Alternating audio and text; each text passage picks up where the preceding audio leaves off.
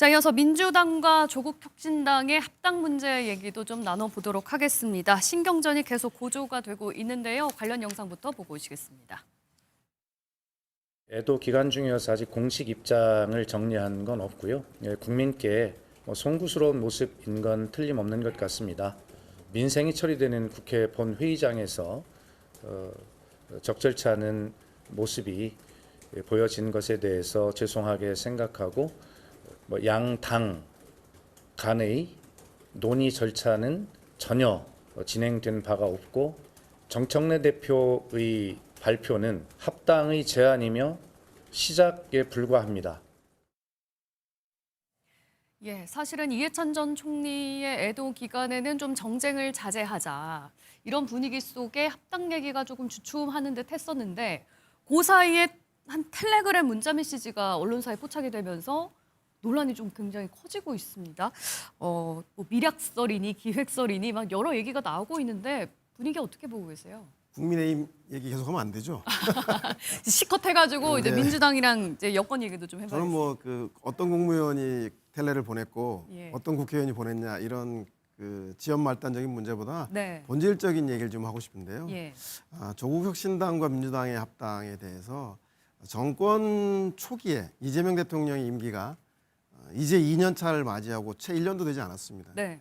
집권 초의 합당론이 과연 득이 될 것인가에 대해서 좀 고민이 됩니다. 왜냐하면 조국 대표가 가지고 있는 조국 혁신당이 갖고 있는 지지 기반이나 민주당이 가지고 있는 지지점이 겹쳐요. 예. 잘 아시겠지만 호남을 기반으로 하고 있고 대도시 중심이기 때문에 민주당의 전통 지지층과 겹쳐서 굳이 시너지가 크게 날 것 같지 않습니다. 물론 예. 선거 앞두고 연대연합하고 합친다는데 뭐 그런 명분이 없지 않겠습니다만 오히려 그 명분보다 약간 고민해야 될 대목이 말씀드린 대로 원래 권력이란 나눠 가질 수 없는 것처럼 한 하늘에 태양이 두 개일 수 없는데 예. 조국 대표의 조기 복귀 합당은 곧 잠재적 대권 주자의 잠룡들의 난립을 말하는 거거든요. 네. 그래서 이재명 대통령이 이제 2년 차 접어들어서 채 1년도 안 됐는데 미래 권력이 등장하는 것이 국정 운영하는 데 있어서 어떤 역할을 할 것인가에 대해서 좀 약간 회의적이고요. 예. 두 번째는 안 그래도 180석 합쳐서 180석인데 예. 지방선거까지 합쳐서 싹쓸이 하는 거 아닌가라고 하는 것 때문에 오히려 시너지보다는 호남하고 수도권은 민주당도 해볼 만한 곳인데 네. 굳이 양을 더한다고 해서 큰 질적 변화가 없는데 뭐 영남이라든가 이런 데 좀 시너지가 있으면 모를까. 그렇지 않다면 이번 지방선거에서 오히려 사람들에게 심리적으로 야 이건 너무 여당이 독주하는 거 아닌가라는 견제론이 작동할 경우에 의외로 네. 대도시 특히 서울에서 스윙 보터가 많은 서울 사람들이 이재명 정부가 싫어서가 아니라 예. 한쪽이 쏘올리는 것을 좀 막아야겠다고 하는 묘한 균형 논리 때문에 자칫 서울을 비롯한 대도시 선거가 좀 힘들어질 수도 있기 때문에 아마 그런 여론을 등에 업고 아마 합당에 대해서 일부 문제 제기, 절차와 방법, 시점 이런 거에 대한 문제 제기하는 것이 아닌가. 본질은 저는 그것보다는 대통령의 국정 운영에 도움되는가 안 되는가인데 이번 지방선거 전보다는 총선 전에 하는 것이 시기적으로는 더 적절하지 않나. 뭐 그런 좀 진단을 좀 해보고 싶습니다. 예, 지금 뭐 민주당과 혁신당 내에서 나오는 논란은 차치하고 일단 이 합당 자체가 과연 실익이 있는 거냐 좀 없어 보인다 이런 말씀을 하셨는데 최근에 이제 여론조사 결과도 좀 있었습니다. 함께 좀 보실까요? 민주당과 혁신당의 합당에 대해서 이제 여론조사를 좀 해봤더니요. 국민들은 반대하는 입장이 한 40%, 좋게 본다는 입장이 한 28%로 안 좋게 본다는 쪽이 더 많이 나왔고요. 지지층을 중심으로는 이렇게 나왔습니다. 민주당 지지층 사이에서는 찬성하는 쪽이 48%, 반대하는 쪽이 30% 이렇게 나왔어요. 민주당 지지층 사이에서는 그래도 찬성을 한다. 이런 입장이 조금 더 많게 나오기는 했는데 어떻게 좀 들여다보고 계세요?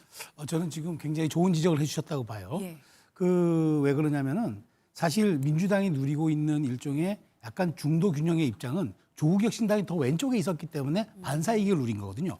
조국혁신당이 가장 진보적으로 보이다 보니까 상대적으로 민주당이 좀 온건 중도적으로 보였는데 네. 이제 이 두 당이 합당하게 됨으로써 그렇게 누렸던 정치적 지위와 효과를 사라지게 된 거예요. 예. 그러다가 180석에 거열하는 일종의 심판 기제가 이번에도 작동할 수가 있기 때문에 이번 이건 선거를 앞두고 이렇게 무리하게 합당하는 건 당 내부에서는 일종의 조국 혁신당이 이른바 효과를 볼 사표, 그러니까 몇 가지 표, 2, 3% 득표를 하더라도 그게 사표가 될까 봐 그걸 오히려 우리가 여권이 가져오면 도움이 되겠다 싶은데 저는 이게 오히려 소탐 내실이라고 보는 거예요. 네. 오히려 구도 싸움에서 매우 오만하게 보일 수 있는 것 지적이 하나와 있고 민주당도 이제는 조금 더 왼쪽으로 이동하는 그런 정당이 되어버릴 수가 있기 때문에 네. 이 점에선 정치적으로 저는 옳은 선택이 아니라고 보고 네. 또 하나 이렇게 정치공학적으로 추진되는 것들이 바로 여기에 나타나는 거예요. 그래서 국민들 입장에서는 당신들 말이야 우리 표에 민의 왜곡을 하는 거 아니야? 총선 때 그렇게 하라고 해줬어? 라고 하는 부정적인 거고 예. 그다음에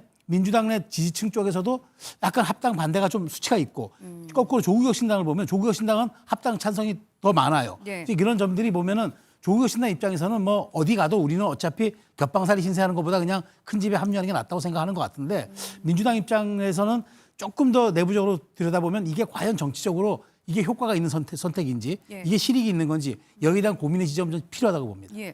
아니 본격적으로 논의를 시작하기도 전부터 이렇게 분위기가 안 좋은데 합당이 되겠습니까? 합당은 될 거예요. 왜 그러냐면 예. 명분이 있잖아요. 원래 한 집안에서 나온 한 뿌리잖아요. 그리고 뭐 정치적 지향점도 비슷하고요. 특히 저번 대선에서 후보자를 안 냈잖아요. 그만큼 함께 가겠다는 거잖아요. 그리고 이재명 대통령이 상당히 정권초에 부담이 있었습니다만 조국 전 대표를 바로 사면했죠. 그런 것까지도 봤을 때 명분은 있다. 같은 정당이 같이 가는 거야 당연하지만 예. 문제는 많은 분들이 이런 얘기를 해요. 왜 지금 하지?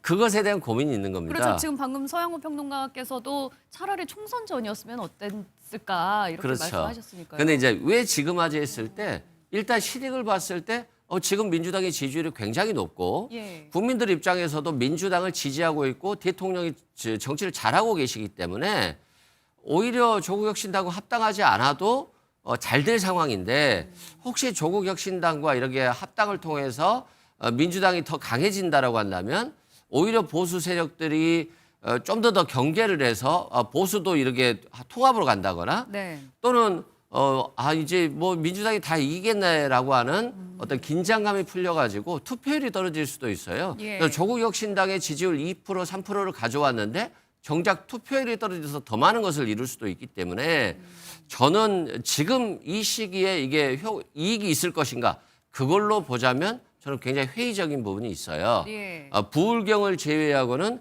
큰 의미는 없을 것 같다. 다만 사람이 자기 편하고 자기 유리할 때 합당하면 네. 그것도 좀 이기적이죠. 지금 때는 좀 이르지만 아니 서로 잘 되려고 그렇죠. 합당하는 거 아니에요? 그렇죠. 근데 네. 나중에 보자면 향후 뭐 미래 권력이 많이 늘어나니까 안 좋다라고 하시지만 대통령이 중심축으로서 열심히 하고 있기 때문에 미래 대통령 후보 작감들이 많아진다라고 해서 네. 대통령이 레임덕에 빠지거나 하진 않아요. 윤석열 전 대통령처럼 정치를 못하면 레임덕에 빠지고 후발 주자들이 돋보이죠. 근데 지금은 뭐 정청래 대표도 있고 또 조국 대표도 민주당에 들어온다면 잠재적 후보군이고 예. 뭐 김민석 총리도 있고 뭐 박찬대 전 원내대표도 있고 후보군이 늘어나는 측면이 있어요. 예. 그래서 청와대에서 이걸 잘 관리한다라고 한다면 오히려 적당하게 견제와 균형을 시켜서 예. 대통령에게 집중되는 효과도 있을 수 있기 때문에 왜 지금이라고 하는 의문점은 있습니다만 그 의문점에도 불구하고 분명히 합당한 명분은 있다. 이 명분을 정택래 대표께서 앞으로 최고위원이나 예. 당원들께 잘 절차적으로 의견을 묻고 이런 절차들을 잘 거쳐 나간다라고 한다면 합당은 될 거다라고 생각됩니다. 예. 그러니까요. 이번 지방선거에 당장에 득이 될 것이 아니면 왜 하필 지금 합당 논의가 나오는 것일까?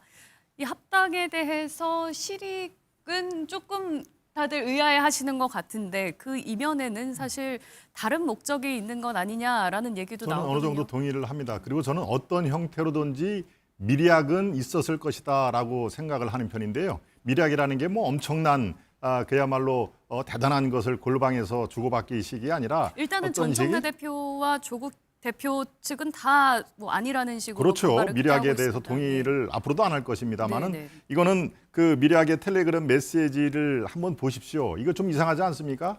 이 분명히 언론사 사진 기자가 찍었는데 보내는 사람 받는 사람이 누군지 다 알고 찍는 겁니다. 이것은 우리가 권성동 전 원내대표가 윤석열 전 대통령에 받은 이른바 체리 따봉에서도 금방 알고요. 멀리 갈 것도 없습니다. 이춘석 전 법사위원장 본회의에서 이 주식 투자해서 걸린 게 다 금방 누군지 아는데도 이번에 공개된 텔레메시지는 그 국무위원이라고 하는 아주 애매모호한 표현을 썼습니다. 아마도 총리라고 추정이 되는 김민석 총리라고 추정이 저는 되는데요.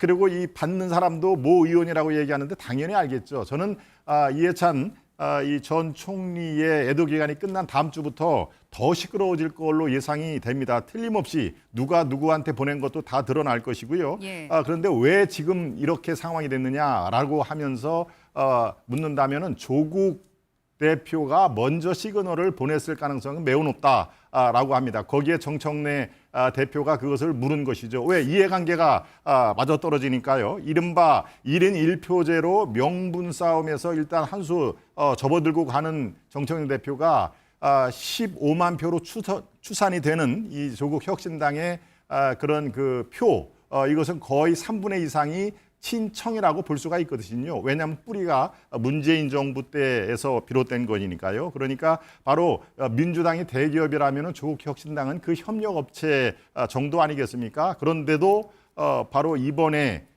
이 덥석 합당 논의를 할 때 청와대에서도 부인하는 것을 왜 갑자기 얘기를 했을까라고 하는 것은 바로 정청래 전 대표와 조국 대표의 이해가 딱 맞았다. 그래서 이번 기회가 아니면 더 큰 반대 목소리에 묻힐 가능성이 있다라고 하는 그런 의미에서는 미래학은 반드시 어떤 형태로든지 주고받는 그런 모습은 앞으로의 이게 나타날 것이다라는 것을 말씀을 드리겠습니다. 예, 뭐 미락에 대해서는 양측에서 모두 좀 부인을 하고 있기 때문에 앞으로 이제 애도 기간이 끝나고 나서 합당 논의가 본격화될 텐데 어떻게 좀 전개가 될지 좀 보기로 하겠습니다.